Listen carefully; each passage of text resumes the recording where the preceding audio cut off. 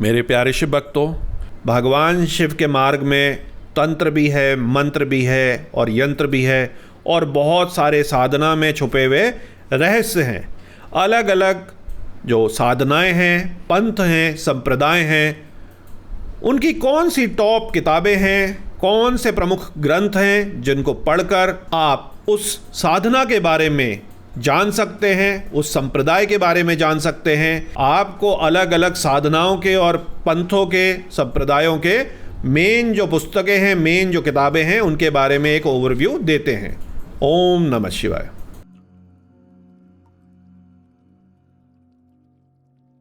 ओम नमः शिवाय। मेरे प्यारे शिव भक्तों, आप बहुत सारे लोग इंतज़ार कर रहे थे जो हमारी पिछली अभी हाल फिलहाल की सीरीज़ थी पिछले महीने की,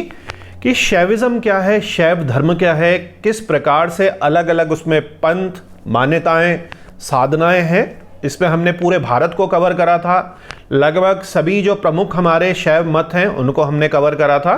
तो वो तीनों वीडियो जो हैं आपने देख ही ली होगी। अब जो बहुत सारे जो शिव भक्त हैं उनको समझ नहीं आ रहा कि क्या करें, किस चीज़ से जुड़े, उनको ये तो थोड़ा बहुत क्लियर हो गया कि क्या जो हमारा मत है या क्या जो हमारा पंथ है या क्या जो हमारी परंपरा है, अलग अलग जो रास्ते हैं, मिलते सारे एक जगह ही हैं लेकिन रास्ते अलग अलग हैं, उनमें से क्या आपको चुनना है। तो अभी आपने ऊपरी तौर पर समझा था कि कौन सा जो मत है, कौन सी जो साधना है, उसमें क्या क्या होगा। अब आपका थोड़ा मन बन गया है, लेकिन क्योंकि साधना में काफ़ी लंबे समय लगता है और जो भी साधक है, नॉर्मल सी बात है, एक इंसान वो है, तो हर इंसान चाहता है कि वो अपनी साधना में उसको कुछ रिजल्ट दिखाई दे, कि जिसके लिए वो कुछ कर रहा है, चाहे वो निष्काम साधना हो या सकाम साधना हो, कुछ ना कुछ तो उसको पता चले। क्योंकि आप में से अनगिनत कमेंट मिलने वाले, शिविरों में, व्हाट्सएप में मैसेजेस आते हैं कि 1 साल से, 2 साल से, 5 साल से हम साधनाएं कर रहे हैं लेकिन कोई रिजल्ट नहीं मिल रहा, या हम दिशाहीन हो गए हैं, या हम क्या करें। तो ये एक क्लासिकल जो है पैराडॉक्स है, ये एक साधना में एक इशू है, क्योंकि अधिकतर लोग बिना गुरु के करते हैं, और अगर किसी गुरु के साथ भी कर रहे हैं तो कभी वो कहीं पे मिले और साल भर पहले मिले, 4 साल पहले मिले, या फिर वो इतने ज़्यादा बड़े गुरु हैं कि आप उनसे पर्सनली 1-on-1 जो है सेशन कर ही नहीं सकते, क्योंकि हज़ारों लाखों की संख्या में जो है साधक बना दिए गए हैं। और हर साधक का जो रास्ता है वो एक अलग अनुभूति का है। आप भी ये समझते हैं कि आपके परिवार में मान लीजिए 4 लोग कहीं किसी रास्ते पर जा रहे हैं, चाहे घूमने ही जा रहे हैं या केदारनाथ जी के दर्शन करने ही जा रहे हैं, तो हर किसी का देखने का ढंग, अनुभूति का ढंग अलग होगा। यहाँ तक कि परिवार में भी 2 लोग हैं, आप हैं, माँ है, पत्नी है, प्रेमिका है, दोस्त है, आप अपनी जब मेडिटेशन में बैठते हैं, आप अपने जो त्राटक में बैठते हैं, आप जब अपनी जपमाला में बैठते हैं, तो आपको अलग अनुभूति होती है, दूसरे को अलग अनुभूति होती है। तो जो अनुभूतियाँ ये हैं, ये सब साधकों के लिए अलग अलग होती हैं।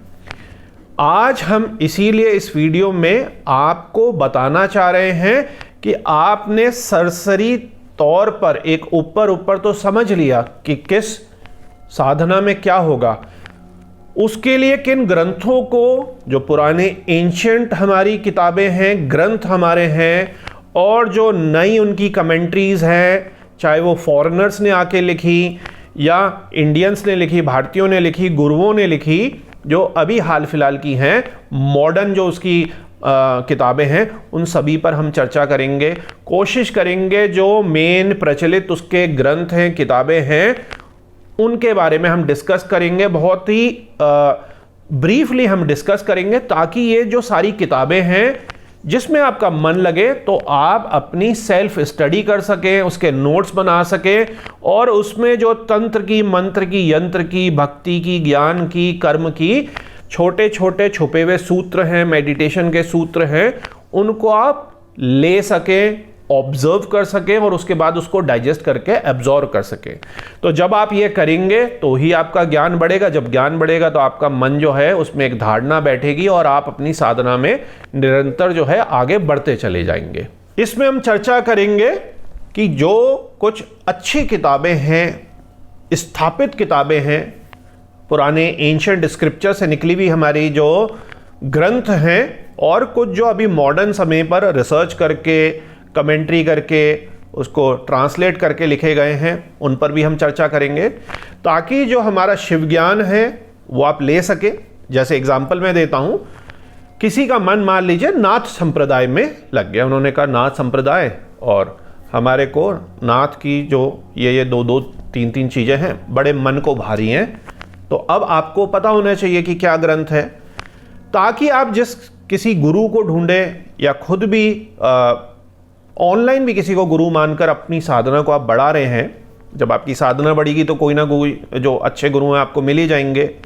तो आप उसके बेसिक जो है स्क्रिप्चर्स को पढ़ सकें। मतलब कि एक तरीके से यूनिवर्सिटी में आप अब एडमिशन ले रहे हैं, तो उससे पहले का जो बेसिक सारा कोर्स है मोटा मोटी, वो आपका कम से कम थ्योरेटिकली और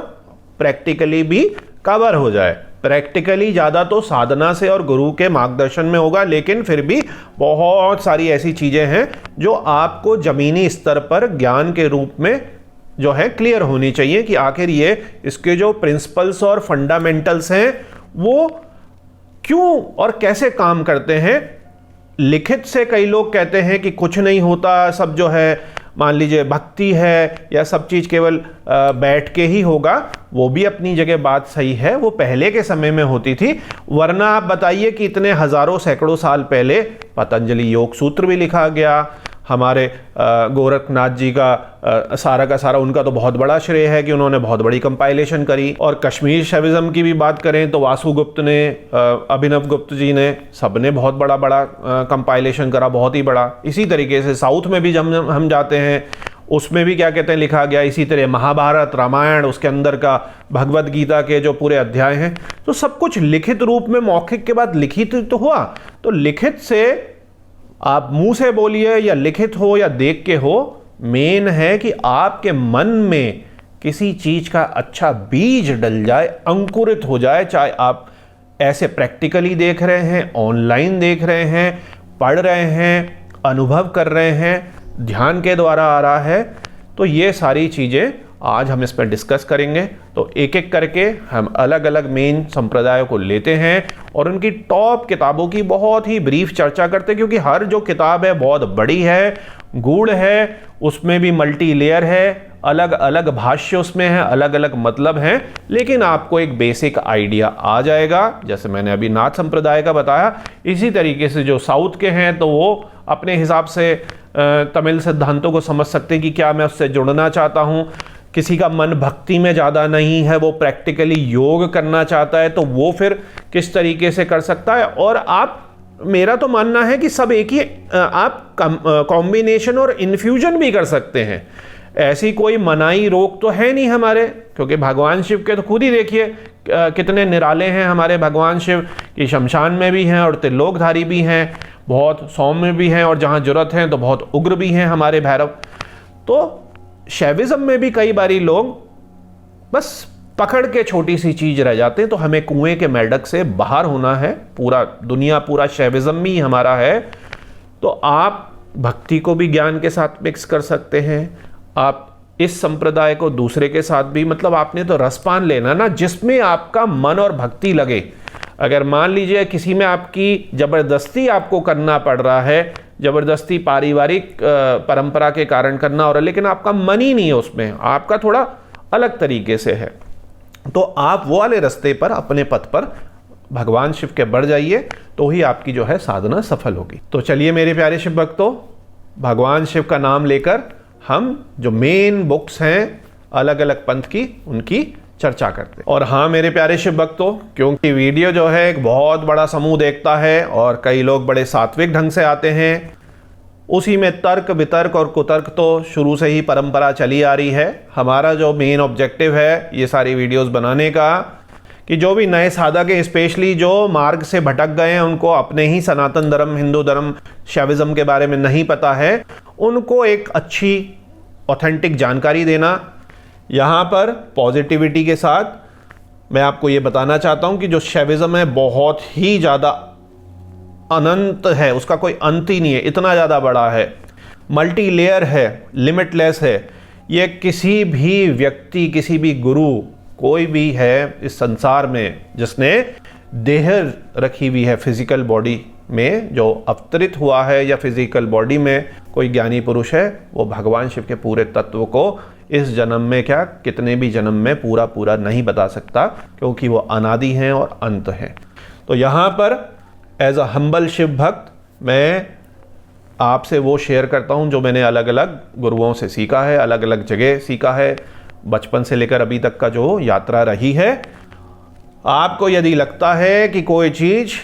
आपको नई जानकारी है, कुछ अलग हटके उससे है, क्योंकि आप किसी एक विशेष, हो सकता है आपके परिवार में या आपके गुरु या कहीं आप किसी विशेष चीज़ से जुड़े हैं, उसमें आप कोई चीज़ ऐड करना चाहते हैं जो मिस है, कोई चीज़ अच्छी है जो आप बताना चाहते हैं, तो नीचे कमेंट सेक्शन में बिल्कुल लिखिएगा। ऑथेंटिक रेफरेंस के साथ हमारी कोशिश होगी कि हम उसको पिन करें कमेंट्स को, या उन सारे कमेंट्स को लेकर कभी एक नई वीडियो बने। तो चलिए, ओम नमः शिवाय, हर हर महादेव।